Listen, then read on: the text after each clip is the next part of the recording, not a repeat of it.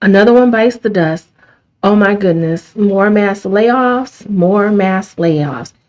It's an everyday occurrence. Seems like nowadays it is an everyday occurrence. Federal workers are getting laid off left and right.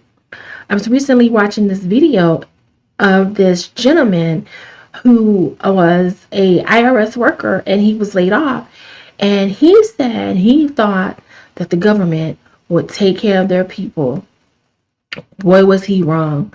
By the way, I'm Shantae Charles, and I teach women how to break free of the cycle of living paycheck to paycheck by utilizing their skills to make money independently of their jobs and master money management. So, this guy was talking about how he got a job working for the IRS. It was his dream job. Matter of fact, let me just go ahead and play the video for y'all. Let me play the video. I'm going to play the video. Here we go.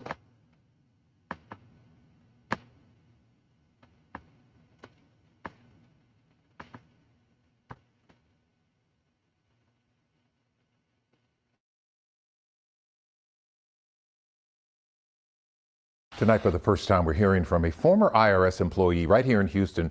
He was one of thousands of federal employees abruptly laid off this week. He sat down exclusively with Michelle Choi to share how he's feeling and his message to those in power. Nothing there. Nope. Nothing there. As he waits for an official termination letter to arrive at his front door, Jason Charles shared the toll the last 48 hours has taken on him. I can't believe this is happening, and it happened so fast. Like I said, I was just in training. I waited 4 months to go to training just to be fired. He's one of 6,000 plus federal employees who work for the Internal Revenue Service fired this week as part of mass layoffs happening under the Trump administration. The majority of those workers, like Charles, were probationary workers employed for less than a year. Charles told us more than 24 employees were laid off from his office here off Gessner. He says it took over a year to get his dream job as a tax-exempt officer dealing with nonprofit organizations and compliance. I wanted to serve the people. And despite recent news, he'd held out hope his job would be spared. How are you feeling? Numb, confused, sad, angry, lost. When did you get the official notice, or was there an official notice? We never got official notice. I got word from managers that had to be in the office yesterday, and we waited there all day until maybe 12, 1 o'clock. And then it was kind of like a firing range. They lined us up, took our equipment, and sent us home. His pride and passion taken away. Excited. I was so excited to learn the job. I was telling my management I was going to be the best. They can count on me. And it's not like I have no say-so. Like, they just toss you away. I thought corporate America was like this, not the government. I thought the government takes care of their people. When asked why he would speak out now, this was the only way I had a voice. I can't go to Washington and go into the Oval Office. I can't contact my congressman. He's too busy.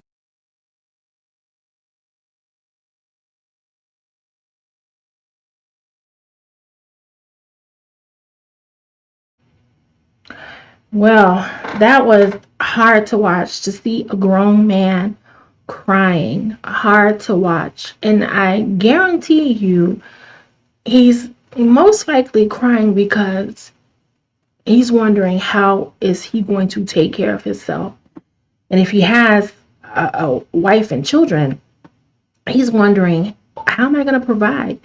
How am I going to put food on my table? And if he has a mortgage, a car note, that has to be very, very hard. But unfortunately, the cold, hard truth is they don't care about us. They don't care about you. They don't care about me. All they care about, and this isn't based on Republican, Democrat, Independent, whatever. You vote how you want to vote. That's the beauty of living in a free country. You can vote however you want to vote. But the truth is, whether it's Republican, Democrat, whoever, they don't really care about us. They care about the agenda that they are pushing. That is their main priority. It's not you, it's not me. And the sooner we realize that, whether we're in the private sector or we work for the federal government or a state job, the sooner we realize that whoever we work for really don't care about us, and we get another source of income, the better off we will be. We cannot continue to put all of our hope in just our job, because you may have a job today, not have a job tomorrow without notice. When you didn't do anything wrong, you didn't break procedure, you didn't break policy, you didn't steal equipment from the job. Some people deserve to get fired. Some people, they just be doing the most and not even earning a paycheck. But this is very sad. But we have to get to the point where we're not going to leave our financial future in the hands of someone else. And trust me, I've been there. So I'm not standing in judgment. I have been there. I was making $12 an hour as a certified nursing assistant. Now, this is before the pandemic, when they started paying nursing assistants big bucks. But I was making $12 an hour. I was overworked. I was underpaid. I was unappreciated. I was frustrated, but I didn't do anything about it. I kept going to that job that was underpaying me and unappreciating me. I kept going because I felt like my husband, he had the money. He makes a lot of money. Oh, okay. I kept putting up with the crap and the nonsense because my husband had the money, because he made good money. We live here in North Dakota, oil country. And one day, my husband went to work, and they told him they were going to have to lay some people off because oil production was down. He didn't get laid off that day, but less than 30 days later, the whole company had gone out of business. I still wasn't worried. Hey, we live in North Dakota. You have a job today, lose a job today, have a job tomorrow.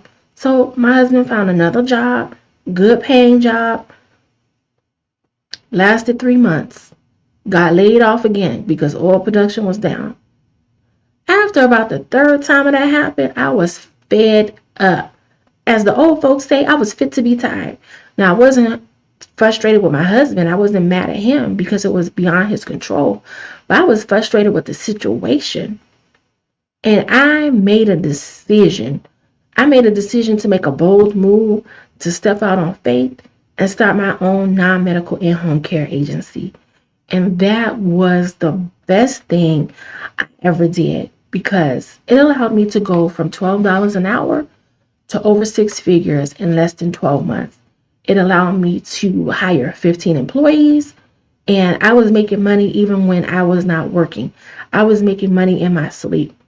I no longer was at the mercy of a job, of whether or not my husband's going to get laid off, or my job, what amount of raise are they going to give me this year? 50 cents, whoop-de-woo. I think in all the years that I've worked, when I was working for someone, the most I ever got as a raise was $1. At the time, because I didn't know any better, I was like, oh, great. But now I'm like, $1. Child, please. If I knew back then what I learned in 2016 when my husband got laid off of his job, boy, not to depend on other people for your financial success, your financial future. And now, I'm not telling you to quit your job, but what I am saying, that we know these jobs ain't loyal, whether you work for the state, county, federal government, private sector. These jobs ain't loyal. It's being proven every day. Let me say it again. These jobs ain't loyal. And we better have more than one source of income. So in the event, if you do get laid off, you do get fired, you're not pacing the floor at night, tossing and turning, wondering how you're going to pay your bills, how you're going to take care of your children, wondering, is my car going to get repossessed? I learned that the average car note is $700 for a new car. $700. That is a lot of money.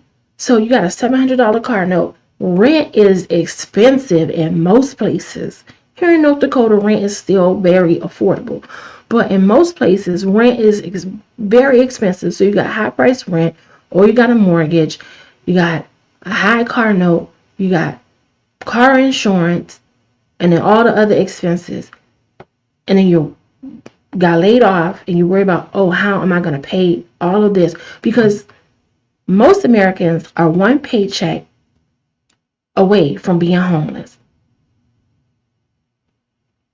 I just want to encourage you, start your own business. If you have been laid off from your job, yes, look for another job. I'm not saying not to look for another job. But the truth is, while all the thousands and thousands of people that have been laid off, the job market is going to be tight. Competition is going to be stiff. So while you're working on finding another job, you better start your own thing.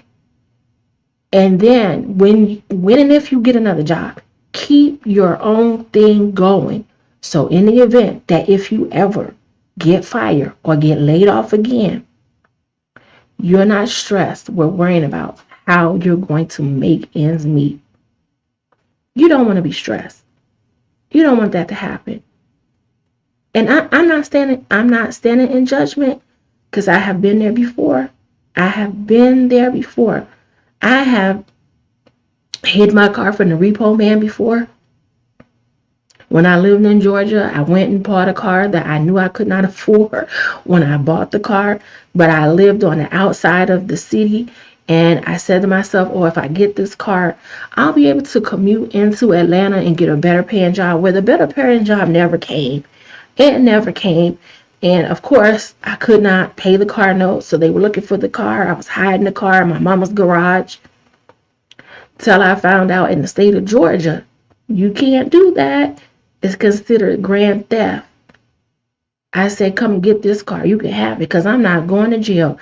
I'm not about to be Big Bertha's girlfriend. Not Shantae. You can come get this car.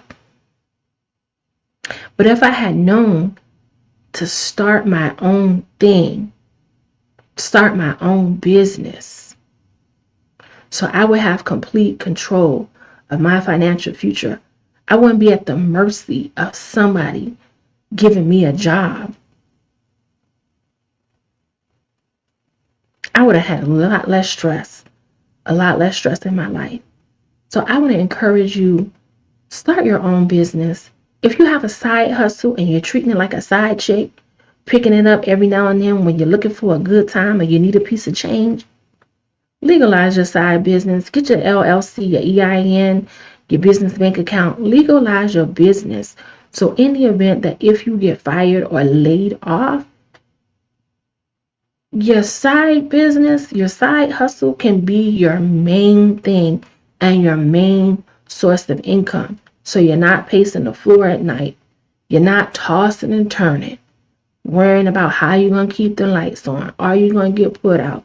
Are you going to have to move in with relatives that don't treat you right and only going to let you stay there a few days? Start your own thing.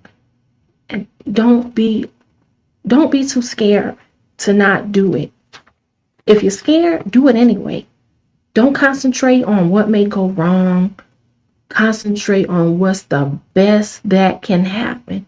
What's the best that can happen?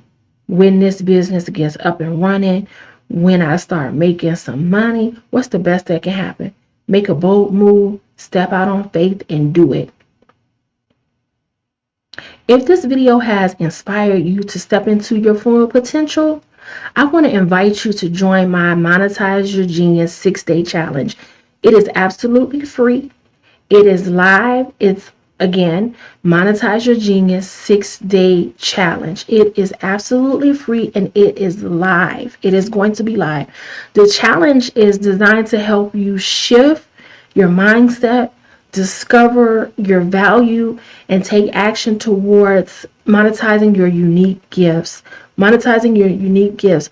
Over the 6 days, you'll learn your own value, you'll build confidence, and shift into an abundance thinking and develop a mindset of a CEO.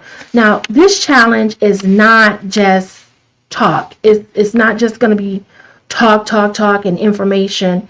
It's about taking action. Each day you'll be given lessons, exercises, and action steps designed to help you walk into your genius. At the end of the 6 days, you'll have clarity, confidence, and the tools you need to monetize your expertise. So click the link down in the description box to get on my email list so you'll be notified of the time and how to access the live. Now, it's starting on March the 10th. Again, it's a free challenge, 6 days, starting on March the 10th. Click the link down in the description box. I hope to see you there. Until next time, be blessed, have a prosperous future, and check out the next video.